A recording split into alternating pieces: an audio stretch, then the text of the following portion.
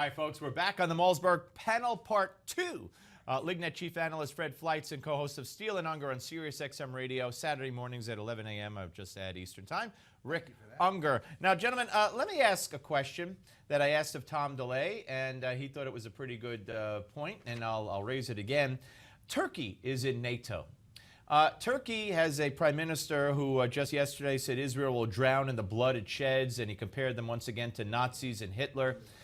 Should Israel find a need to defend itself against Turkey or even be proactive against Turkey, that would require the United States and NATO to attack Israel.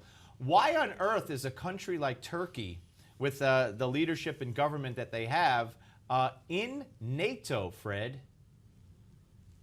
Well, that's a question that many people have asked because they have, I mean, Turkey is an Asian country and it's a European country. It considers itself mostly a European country. It's been a key ally against the Soviet Union. Now it's allying with us against Russia.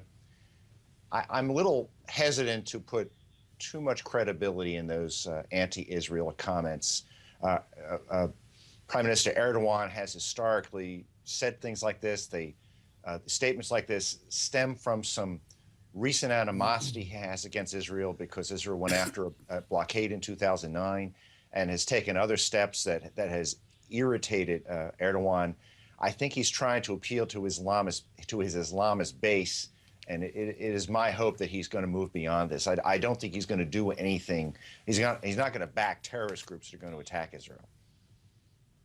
Well, isn't he, Rick? Isn't he a backer of Hamas? He exactly is. That's exactly what I was going to say. Look, this is a weird situation, and I think he's earning himself a one-way ticket out of NATO, and deservedly so. I agree with Fred as to the reasons why this prime minister is being such a yutz, but there's something about going a little bit too far. He's not just, mildly annoyed with Israel. Listen to the things that he's saying, and he is giving real support to Hamas. He is not acting as a NATO country, and if they kicked him out tomorrow, it'd be not too soon for me.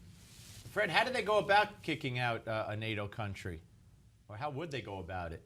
I believe the rest of the members could do that. It would probably have to be unanimous, but that's not going to happen. Turkey is simply too important for us in terms of basing rights and radar facilities and missile defense.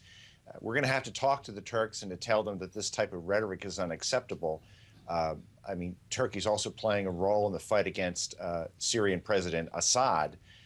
And I should say this is not the first time Erdogan has said things like this, and I think we'll be able to move beyond it.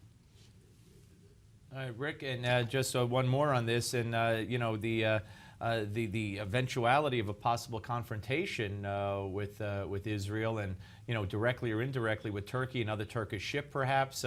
It just puts up a frightening prospect to me. Well, yeah, I mean, listen. Fred's right when he says how important Turkey is to NATO. He's absolutely right in terms of their positioning, bases, etc.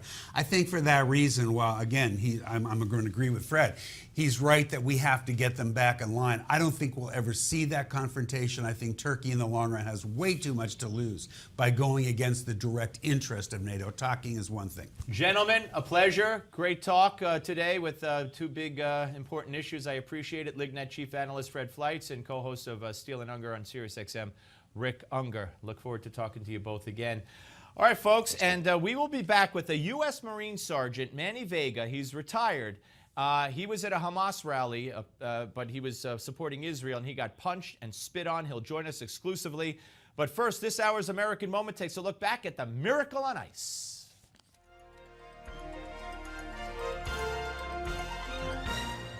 History calls it a miracle.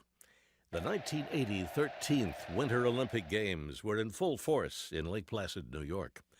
Months earlier, the Soviet troops had invaded Afghanistan, and President Jimmy Carter was threatening to boycott the Summer Olympic Games scheduled to be played in Moscow. But all U.S. Olympic hockey team coach Herb Brooks was thinking about was winning games. His team was the youngest hockey team to ever compete in the Olympics. In spite of their age and inexperience, only two teams stood between them and Olympic gold. The first was the mighty Soviets, whose team consisted of seasoned world-class players who just a year earlier had soundly defeated the National Hockey League's All-Star team. The last time the Soviets had played these Americans in an exhibition game, the Soviets dominated 10-3. Sports commentators openly remarked that the only thing that could keep the Soviets from winning the gold would be if the ice melted. But the Americans, led by their captain Mike Eruzione, had other ideas. As the game got underway, the Soviets quickly scored, and by the end of the second period, led 3-2. A little after 8 minutes into the third period, Mark Johnson's goal tied the game. And then with just 10 minutes left to play, Mike Eruzione fired a shot past his defender to give the Americans the lead. The last seconds of the game tell it all. There, the puck is still loose. 11 seconds. You've got 10 seconds. The countdown going on right now. Morrow up to Silk. 5 seconds left in the game. Do you believe in miracles? Yes! Unbelievable. For Newsmax TV, I'm Bill Curtis, and this is an American Moment.